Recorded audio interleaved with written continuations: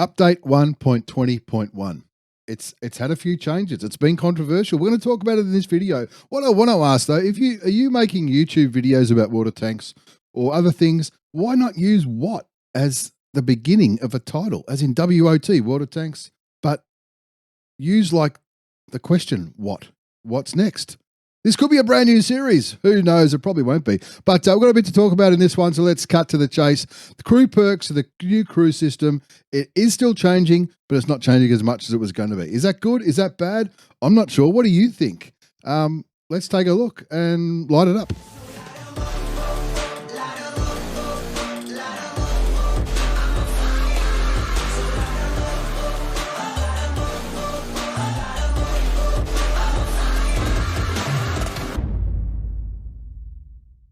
Is what next a good idea for a new series? I don't know. You tell me. Tell me in the comments. But today's video is about crew perks. The crew system, it was going to change. They were going to change, put all these changes in, and there was lots of talk about it. We were talking with the wargaming developers ages ago about it, and it's been going on for a while. Crew 2.0 last year, and back in March they announced this big new thing. That's just a little bit of context to this video. Back in March they announced a lot of changes to the crew perks, and the community didn't like it. A lot of community contributors made negative videos about it. I didn't. I'll be honest with you, I didn't really understand exactly how it was going to. Forget about the hype, forget about the clickbait, and forget about the panic. Oh, panic, the sky's falling, Henny Penny kind of stuff. But what was it really going to do? I don't know what it was really going to do, but this is what's going to really happen now. They've made changes to WOT Plus as well as crew perks in the update 1.20.1, which I think they've just announced another comment test, so if you want to have a bit of a play with it, you can. Let's go to the crew perks one. So I'm going to do another video about WOT Plus. I'll probably record it today. So the same floppy hair might be here, the same t-shirt. Don't worry, we're not living in our same clothes for a week like a bum. Changes to crew perks. The crew system, this is the announcement that came out not too long ago. The crew system has been an essential part of water tanks since the early days. New perks were meant to add more flexibility and diversity to the crew perk skills. I think that's a good thing. I think having more than one meta setup for a crew is a good thing. Because let's be honest, generally your standard heavies and your standard mediums and your TDs and your RDs and your lights are all going to have similar, maybe not exactly the same for every single tank, but they're all generally going to have similar setups as far as your crew setups go, and equipment as well. Equipment 2.0 came in, and that allowed for a little bit of diversity, which I think is good. I think some of these new crew perks and skills, some of them looked interesting, but some of them probably didn't look too good for the game. Anyway, it's all been scrapped. It's all been scrapped. There's going to be the quality of life improvements are still going to happen, so that all the new crew skills that people were panicking about, and the death of water tanks, was being talked about by a lot of people. That's not going to happen anymore. That's probably good. I mean, they're definitely better players than me. They probably know more about water tanks than I do. But you let me know what you think. The quality of life improvements are still going to be pretty good. Unifying the perks and skills into perks that work both from the start and become more effective as the level of major qualification increases. For example, now I thought Brothers in Arms was going to be the exception, but going by this article, Brothers in Arms will now work at 1%. I remember years ago having a conversation with a player who was much better than me, a really, really good player, commenting that all Brothers in Arms, currently you have to have Brothers in Arms or Sisterhood of Steel or the rock and roll one on every one of your crew members trained to 100% for anything to happen. And this player was a very good player, but he didn't grasp the concept of it being, well, if they're all at 50%, surely it works at 50%. Kind of makes sense, and kind of makes it a little bit more friendly, user-friendly, especially for people new to the game or people who might not grasp the concept of it having to be not only 100% like a current perk, but 100% across all of your crew members. Could be 3 crew members, could be 5, could be 6. Is there any with 7? You fit 23 in the TOG. So yeah, that penalty, if you like, if people don't understand how perks work and they have a perk sitting at 40%, it may as well be 0. That's going to be gone. So they're all going to work as soon as they've started, as soon as we've got some XP. I reckon that's a pretty good thing. Removing experience penalties for injured crew members. Yeah, that was probably a bit silly, a bit outdated. Especially years ago when you could only use a first aid kit once. If you lost a crew member early on and then you fixed them and you lost another one. But anyway, with the new first aid kits, bit of a moot point, but removing experience penalties for injured crew members, yeah, that shouldn't happen. That's gone. Adding a battle interface for situational perks. I'm interested in that because I thought the situational perks were going to be gone.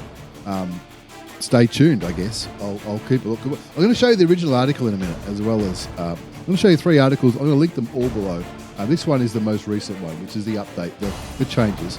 Providing a clear description of perks and their effects. This is fantastic. This is really good.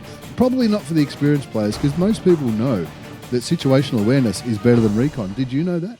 Did you know situational awareness is better than recon? If you're whacking, and we'll go to, this is the original article from March. Did you know, this is what I like about what this article just said, providing a clear description of perks and their effects. And also displaying the effects of all perks in the vehicle characteristics widget. So that tells me that either on a website or in your garage, when you look at your crew members, it as you hover your mouse over the crew members, it's going to come up. Repairs. Repairs helps you put your tracks back on if your tracks have fallen off. They don't just fall off. You know what I mean? Or whatever crew does. What I'm talking about situational awareness being better than recon. It's the first example I can think of. When you look at now, this is some of these perks are outdated. They're not going to happen. But the reworked perks, not the reworked perks, the information that says here. See here, recon increases view range by 2%. Now that will be 2% if it's fully trained. If you've got the option to train situational awareness, that's better. Now, a lot of people, I'm not going to say most people, a lot of people know this. Situational awareness increases it by 3%, but recon increases it by 2%. And if the observation device is damaged, the effect will increase up to 20. Okay, so if your observation device is damaged, then you're not going to lose all of your vision. Or as much as a vision as you might have in the past. Never knew that one, but anyway, you learn something every day. And some of the other ones, these orange ones, these are the situational effects that we were talking about. Now, I thought they were getting removed, and yet it's still spoken about here, adding a battle interface for situational perks. I'm not sure what that's going to mean, but stay tuned, I guess, and wait for it all to come out. The situational effects, some of those are the ones that people were concerned about. But I like having all this information, both on the website and in the garage, about it. More information is good, right? More information is good, especially for people who don't understand. It sounds like Wargaming are moving or trying to move towards a more complex crew system, which is fine, but make it as easy as possible, especially for newer players. We need to attract new players to the game. That's the bottom line at the end of the day. We need, if you're a long-term player and you're worried about your crews not being strong enough anymore, or not being effective enough, or not being competitive, like all the panic merchants have been saying, the bigger concern I would have is not attracting enough new players into the game to keep the game viable, and therefore it doesn't matter what your crews are like if the game's going to drop off the edge of the earth. Anyway, this is the original article. This is from back in March. No,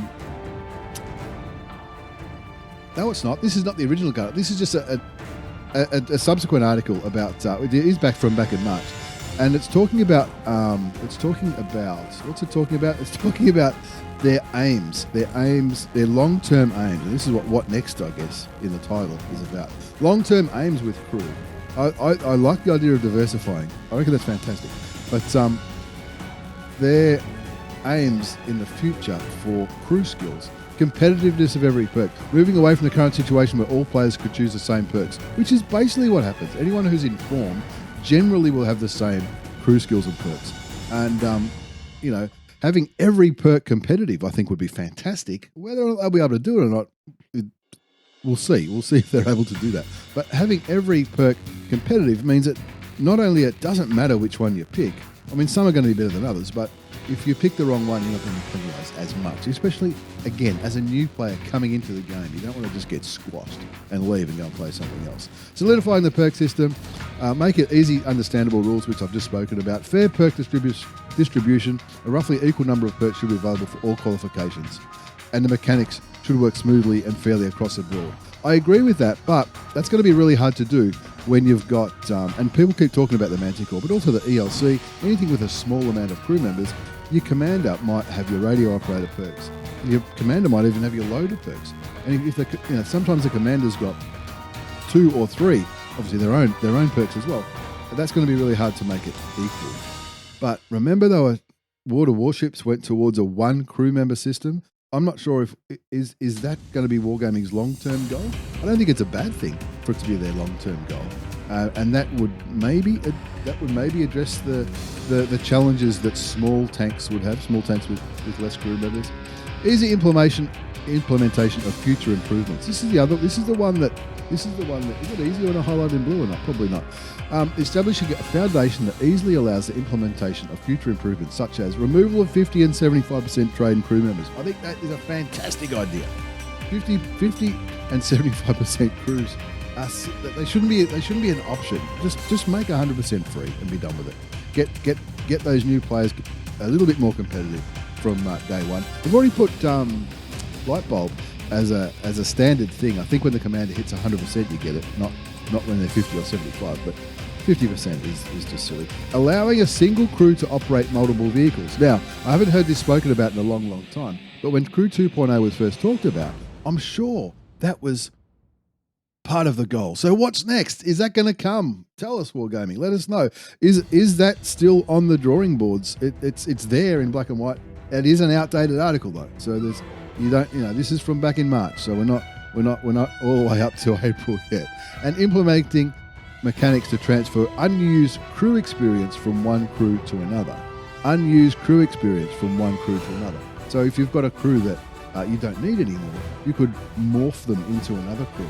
And I think that might have been what they were thinking with creating one crew member for each tank. But then if that one crew member can drive more than one vehicle, I'm not just talking about premium tanks like they currently can, but tech tree tanks. Who knows? As it has come up over the years. As you go through tier 1, 2, 3, all the way up to 10, the way the game is, the crew forget how to drive the previous tank. So if you've got a tank in that line, not everyone just wants to get to tier 10 and play tier 10.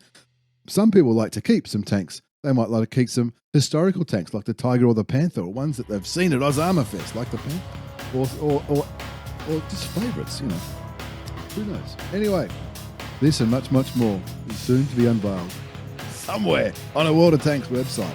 I'd love to know what's next. Let me know in the comments below. What do you think's coming next with crews? We know that they've basically said that this new system is off the table. It says it right here.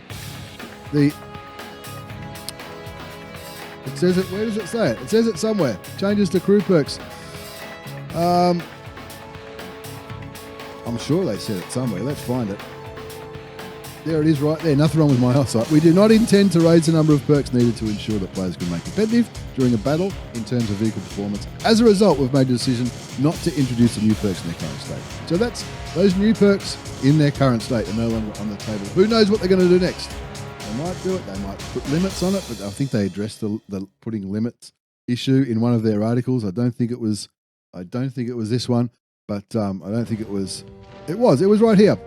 Why is the number of available perks not limited? Developing a few favourite crews is an important part of this and future changes. We've already announced that you will be able to train one crew for multiple vehicles. There you go. We have already announced that you will be able to train one crew for multiple vehicles. I'm guessing that excludes premium tanks because we can already do that.